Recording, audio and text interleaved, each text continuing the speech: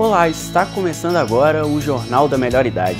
Na edição de hoje você vai ver: calçadas em mau estado causam acidentes com idosos em Viçosa. Os alimentos que ajudam a se reidratar durante o verão. A importância da atividade física e do lazer na terceira idade. Na entrevista dessa semana, vamos receber o especialista em Direito dos Idosos, Davi Leles. O Jornal da Melhor Idade está no ar.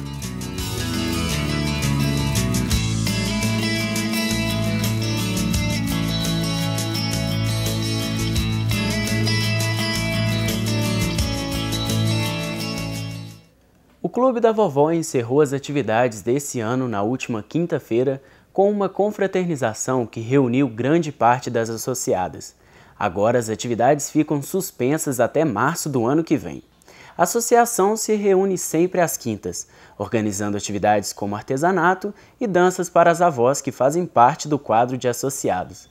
Você quer conhecer mais sobre o Clube da Vovó?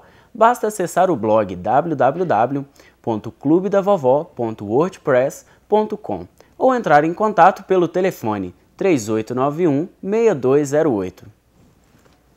O direito de ir e vir está previsto na Constituição, mas em muitos casos, aqui em Viçosa, o estado das calçadas dificulta a vida dos idosos, causando até acidentes. Degraus altos, desníveis e até inexistência de passeios. Quando se é idoso, pequenos detalhes fazem muita diferença. Buracos e fissuras se tornam obstáculos e colaboram para uma possível queda, o que na terceira idade pode resultar em um longo tempo de recuperação. Maria da Paixão sofreu isso na pele. Ela já caiu 3 vezes por problemas nas calçadas de Viçosa.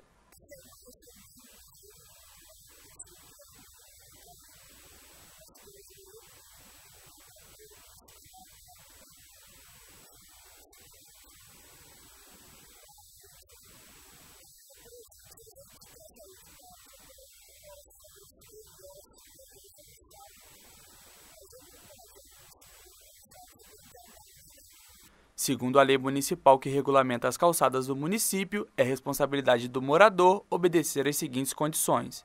O piso deverá ser de material resistente e antiderrapante. O piso não pode ser interrompido por degraus ou mudanças abruptas de nível.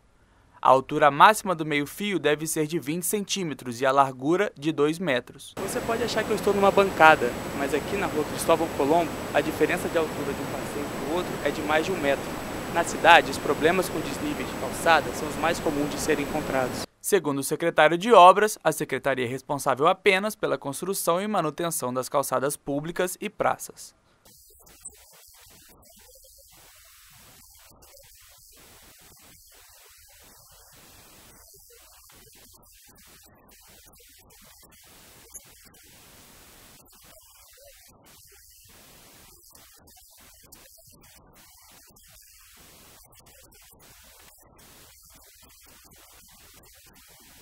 Segundo a diretora do IPLAN, órgão responsável pela vistoria das construções, Diandra Mello, o grande número de obras irregulares se deve pela alta diferença entre as penalizações para construções com e sem alvará.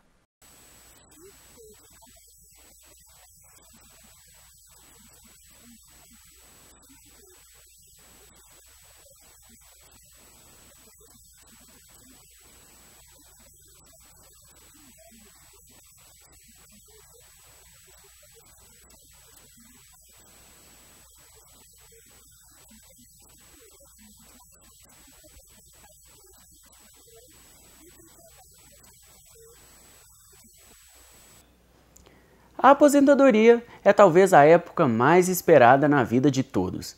Hora de descansar e buscar novos afazeres. Mas algumas pessoas acabam não se adaptando tão bem a essa fase. Além da falta de atividades para complementar o dia a dia, há também a questão financeira. 2 motivos que colaboram para que os aposentados voltem ao trabalho. De segunda a sábado, a rotina de Reis passa por essa balança. Pesos, preços e produtos fazem parte do seu trabalho, um serviço que realiza por prazer. Já aposentado, ele acredita que continuar no mercado de trabalho possibilita um bom contato com as pessoas, além de manter a mente ativa. Cheguei a parar só no máximo 6 meses. Depois continuei a trabalhar normalmente, porque faz parte, você fica sempre na ativa. Você está sempre atento para as coisas que estão ao seu redor, senão você fica muito, vai para o comodismo em casa e isso não leva a nada a ninguém, né? E a gente aí está sempre nativa para o dia a dia, está no meio do público e está servindo alguém. Você está com a mente sempre assim, nativa, senão você fica parado em casa e não resolve. Reis se aposentou em julho de 1998, mas se manteve no serviço como uma forma de complementar a renda familiar. Já morando em Viçosa, ele continuou a trabalhar para se manter em uma situação financeira estável. Os custos vão sempre aumentando e a aposentadoria com o tempo ela vai decaindo, vai voltando para trás. E aí não adianta você parar, senão você vai correr atrás da coisa e já está no prejuízo, não adianta nada. Já com o seu Otávio, a situação foi diferente. Se hoje ele mantém uma vida tranquila desfrutando do tempo livre, o motivo é um só. Para exercer a profissão de caminhoneiro, a vista já não ajuda tanto. Se dependesse dele, seria diferente. Das lembranças do serviço que prestou por anos, fica a saudade e a sensação de que, se pudesse, estaria até hoje rodando pelas estradas.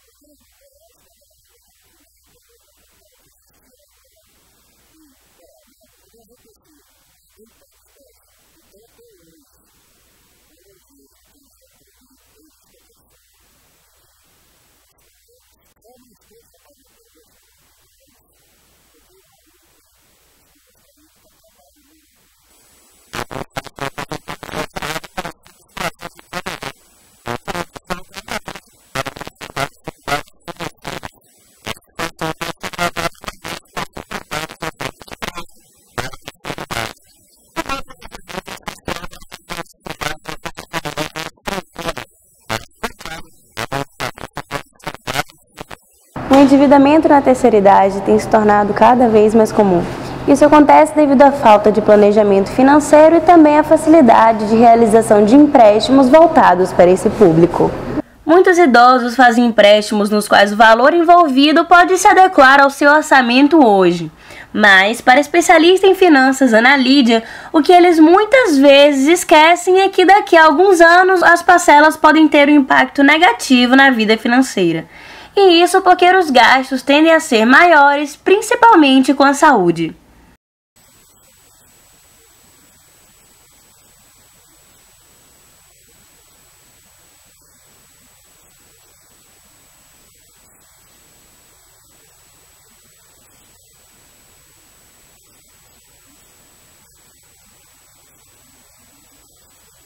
Ana Lídia lembra também que muitas propostas de bancos e financiadoras são tentadoras e que podem ser uma armadilha para o idoso.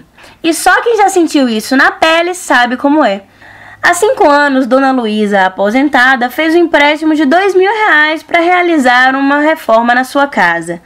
Hoje ela recebe frequentemente propostas de empréstimos, mas diz que resiste a todas.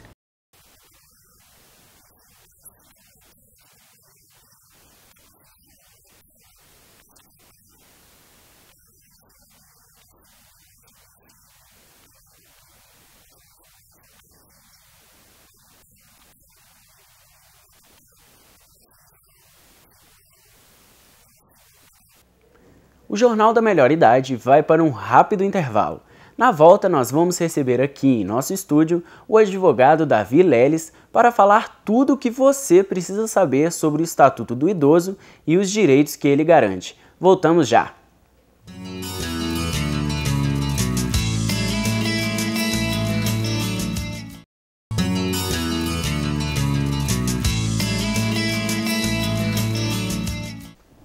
Em 2013, o Estatuto do Idoso completou 10 anos, desde que foi sancionado pelo então presidente Lula em 2003. O Estatuto considera pessoas com idade igual ou superior a 60 anos como prioridade absoluta e determina penalizações a quem desrespeitar ou abandonar cidadãos idosos.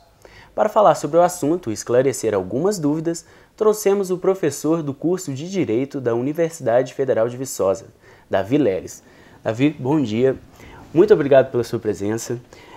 Apesar desses 10 anos de estatuto, muitas pessoas não conhecem os direitos previstos por ele. Quais seriam os principais? Bom dia. Muito bem, o Estatuto ele buscou regulamentar a preocupação que a Constituição teve com o idoso. Então ele traz direitos ligados à vida, à saúde, à dignidade, ao respeito, ao lazer, à educação do idoso. Por exemplo, todo e qualquer programa habitacional feito com dinheiro público ou subsidiado com dinheiro público tem que prever 3% das habitações destinadas aos idosos, além da implementação de aparelhos comunitários que sejam voltados para a atividade dos idosos. Os transportes interestaduais, eles têm que trazer sempre 2 vagas para idosos que tenham renda igual ou inferior a 2 salários mínimos. E se um idoso com mais de 65 anos de idade não tem como prover sustento a si próprio ou a sua família sustentar esse idoso, ele tem direito a receber um salário mínimo de acordo com a lei de LOAS. Enfim, são diversos direitos que dependem tanto da atuação do poder público quanto do setor privado para uma devida implementação. E quais são as reclamações mais comuns e também as penalizações? Muito bem. O Estatuto do Idoso ele traz direitos que são implementados tanto pela esfera pública quanto pela esfera privada. Então nós temos atuações administrativas, civis e penais. As casas de longa permanência que devem receber esses idosos, muitas vezes elas se preocupam apenas com a alimentação e um espaço para aquele idoso poder dormir.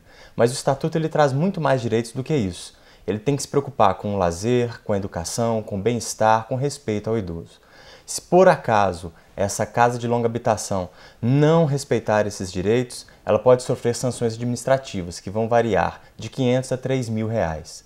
Se a conduta constituir em algum crime, essa casa pode ser até mesmo interditada e é interessante que se notifique a autoridade policial e o Ministério Público. Pode haver também reclamações de ordem consumerista, como, por exemplo, uma empresa que não prevê um atendimento prioritário ou uma empresa de transporte que não concede o transporte gratuito. Neste caso, recomenda-se ao idoso procurar o PROCON ou, se o caso for mais sério, que procure um advogado para fazer valer o seu direito. E caso um idoso ele não tenha sido atendido como prevê o Estatuto, onde que ele pode se dirigir para reclamar e exigir os direitos dele?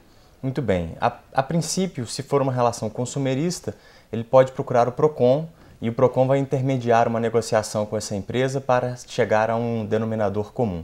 Se a conduta constituir um crime, orienta-se a procurar a autoridade policial ou o Ministério Público. Se o caso for mais grave, for depender de uma indenização ou violar direitos que atingem a honra desse idoso, por exemplo, recomenda-se consultar um advogado para que ele proponha uma ação judicial. Vale lembrar que o Estatuto ele também prevê que, em caso da ação judicial, essa ação terá um trâmite prioritário junto ao Poder Judiciário, ou seja, o idoso terá um tratamento diferenciado. Obrigado, Davi Leles, pela sua presença aqui no nosso estúdio. Eu que agradeço.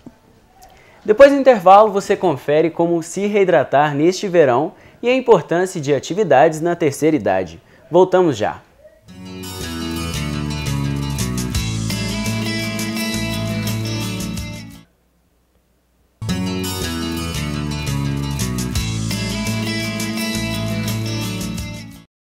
O tempo passa, chega a terceira idade, após toda uma vida dedicada ao trabalho e à família, muitos idosos buscam sossego e descanso. Mas será mesmo que envelhecer é ficar parado?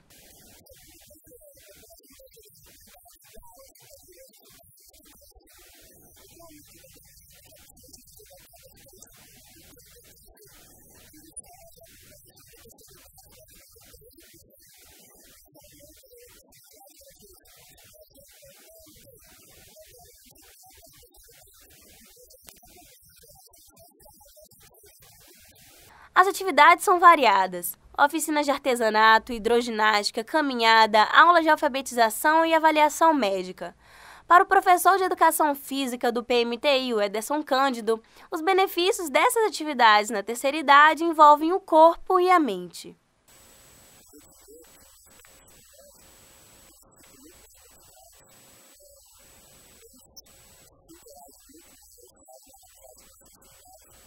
O projeto existe faz 20 anos e já conta com mais de 2.000 idosos cadastrados. A secretária e coordenadora do PMTI, Ivone Cardoso, conta que o sucesso se deu principalmente por causa do boca a boca do público.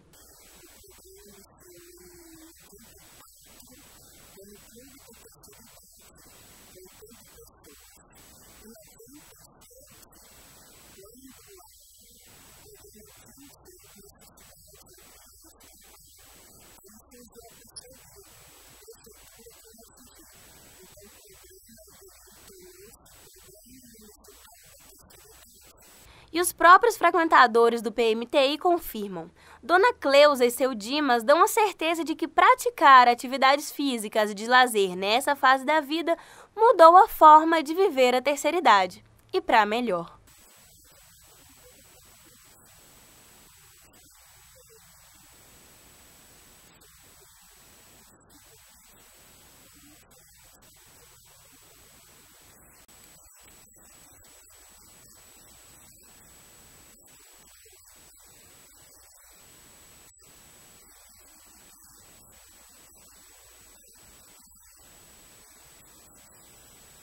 As atividades do PMTI acontecem durante toda a semana na Vila Janete, na UFV, Casa 6. O telefone para contato é 3899-2896.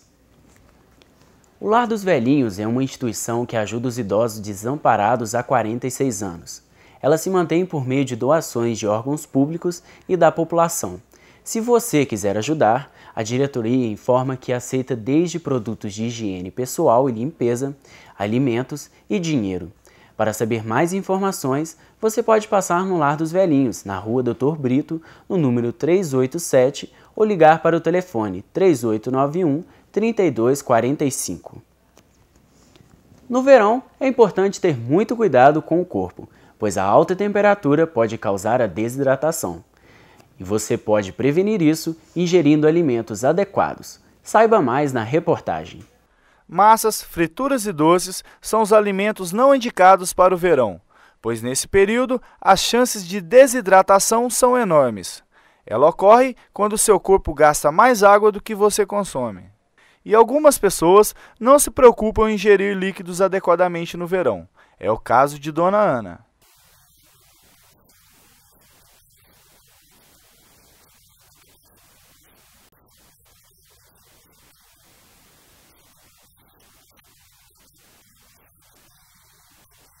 Se você faz como a Dona Ana, é melhor prestar atenção. A nutricionista Sabina Murayama faz um alerta sobre os sucos de pozinho.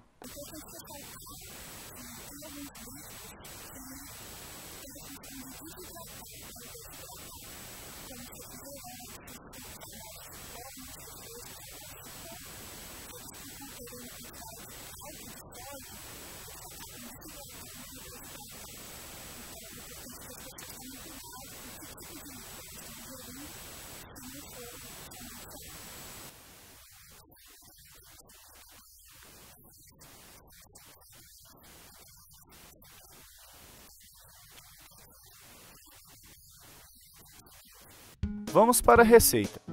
2 folhas de couve bem lavadas e picadas. 1 limão espremido. 1 litro de água. E açúcar e gelo a gosto. Depois de picar a couve, bata no liquidificador com a água adoçando a gosto. Logo depois, acrescente o limão. E sirva se preferir com gelo.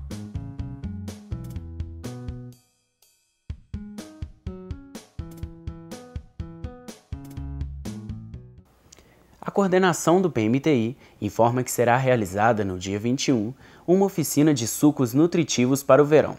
As inscrições são gratuitas e será realizada na Casa 6 da Vila Janete.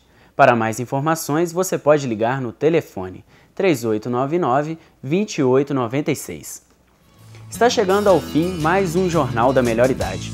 Se quiserem acompanhar as notícias que passaram neste e nos programas anteriores, acesse www.jornaldamelhoridade.com.br. A gente se vê no próximo programa com muito mais informações para a melhor idade. Até lá!